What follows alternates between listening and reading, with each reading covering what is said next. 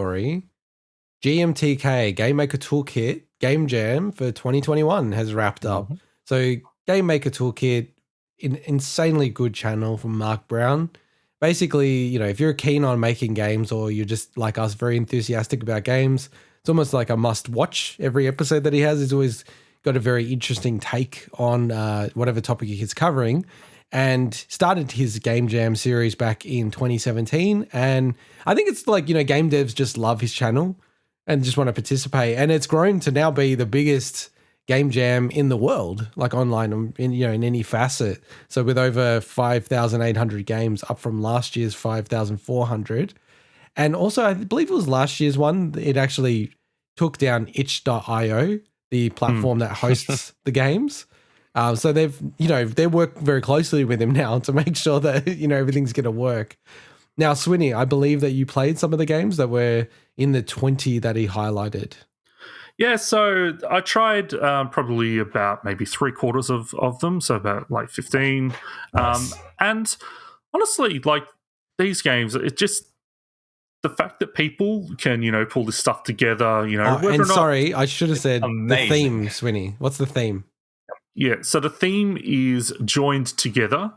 And the idea is that people had 48 hours to, make a game with that theme. And they could essentially, there were a couple tiny limitations outside of that, but generally it's like they could do whatever they want as long as it was along the theme of being joined together. And the games that I really, really enjoyed that, Mark does talk about in the video. So Sleepy Blocks is one of my favorites. So that's essentially, I love that one, yeah. Yeah, a puzzle game. And by the way, a lot of these games you can just play in your browser as well, so it's really, really easy. And they're very short experiences. Like Sleepy Blocks, you can complete, it's like 15 levels pretty easily. A lot of them, they build the concepts and then they may turn them into proper full-fledged games down the line.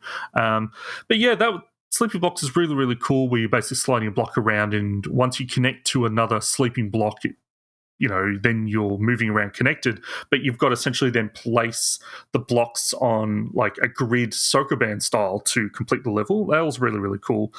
Static Cling was another game that I really enjoyed. So that's probably the most, that I think had one of the biggest teams out of these 20 that he featured. And he Mark mentioned that, didn't he? Yeah. He said it's had a full-on team on it. And he's like, maybe I should reassess maximum team size a bit, because but it's awesome. Like it's a really, really cool puzzle game where you move around the environment as like an electrical spark, and you essentially, you take over little robot bodies, you trigger and open doors. Lots and lots of cool mechanics, looks great, and had a really cool lo-fi soundtrack or song. A lot of these just have one single background song, as you imagine. And the other two I quite liked. So the one was called Mrs. Modifier. So this is a platform game where you've essentially, it's pretty simple, but you've got 3 buttons. But what you can do is you can open the arcade cabinet and you can swap the functions of those buttons. So you could basically say, okay, you've got functions like moving left and right, jump, air dash, crouch, drop through platforms, and you've got to navigate the levels with arrangement of these things to make it so you can get through it. And that was really, really neat. But it was a really cool concept just on that one. The only thing is, I wonder what it'd be like to actually play it, because it's that constant. The concept's awesome. So, Into God, I don't know if you've seen it in detail. I just watched a bunch of stuff on it. You only get 3 buttons from memory: left, right, and an action button. But in order to jump, you need to assign other things to it, or in order to drop down, you need to change one of the buttons to drop down. But that becomes a bit of a puzzle thing as well, because there's certain things where you need a certain combination to get past. And when you look at the cabinet and you reassign all the buttons, you got to think carefully what to do, and you got to like sort of plan ahead. But the only thing is, I wonder how that would actually play, Swinny, just from the perspective of, I don't know, constantly being distracted by having to go and change your button layout, basically. Well, I can tell you exactly how that plays. Okay, cool. Tell us. Yes, I'm excited. I haven't actually played it. If you swap the buttons, it just resets the level. So you have to play the whole level with the same arrangement of buttons. Okay, that makes sense. That makes so much sense. That's really clever then. Yeah. And There was one quick one as well. Horse Divorce is really, really cool. So it's a puzzle game. That's hilarious. You're moving two ends of like a two-headed horse around to make them kiss by moving boxes up. A lot of these games are super short. That's an example of a super short game where it's like 7 levels and then it's like thanks, But my favorite one, I'm not going to say just before you move on from Horse Divorce, it just reminds me that Overcooked. The Hong Kong and Chinese name for that is Divorce Kitchen. I love it. It's so apt. But my favorite one, I'm not going to attempt to say the proper French name of it because I attempted to look it up and I'm like, nah, it's not going to happen. I don't know, Mike, do you want to have an attempt at it? No, I know the one you're talking about, but no freaking, I don't know how you say it. I don't know, Intigot, do you want to have an attempt? Possibly serait au fil et I have no idea. That's pretty decent. That's pretty good. Pretty good.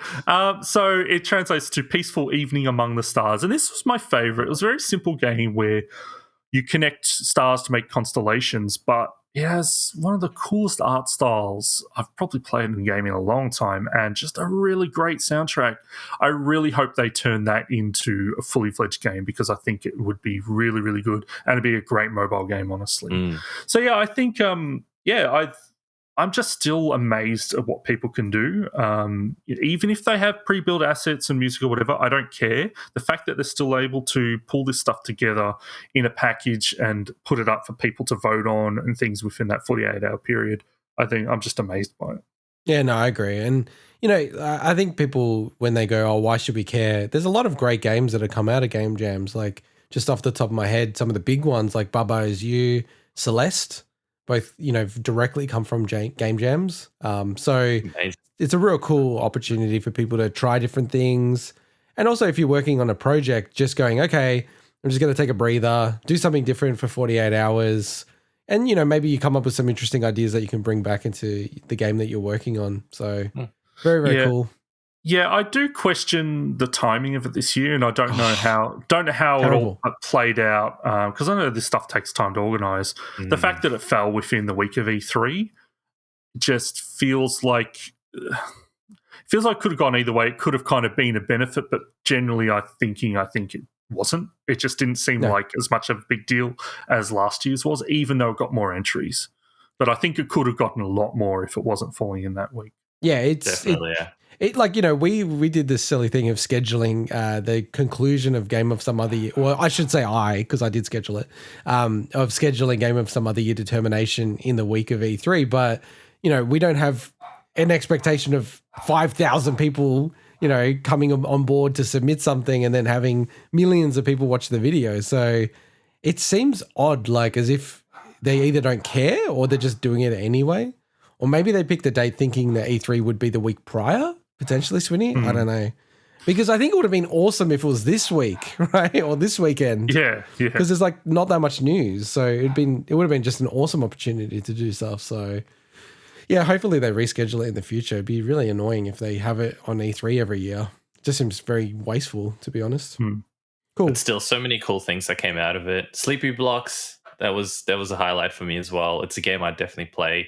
Puzzle Sigma, do you remember that one with the mathematics?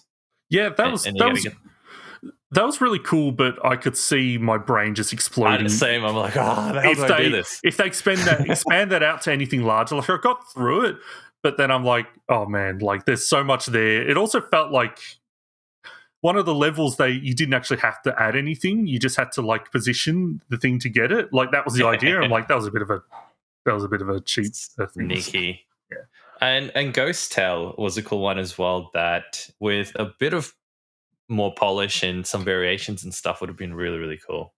That's the one where it's like a twin stick shooter. Well, twin stick arrangement. Yeah, and each one is a Ghostbuster, and you gotta capture things between your beam. And I could imagine that'd be really cool single player, and it'd be really, really cool with 2 people as well. So yeah, awesome entries. I'm still just amazed at how quickly people can do this stuff. It's nuts, so nuts. Yeah, cool. All right, let's go to our final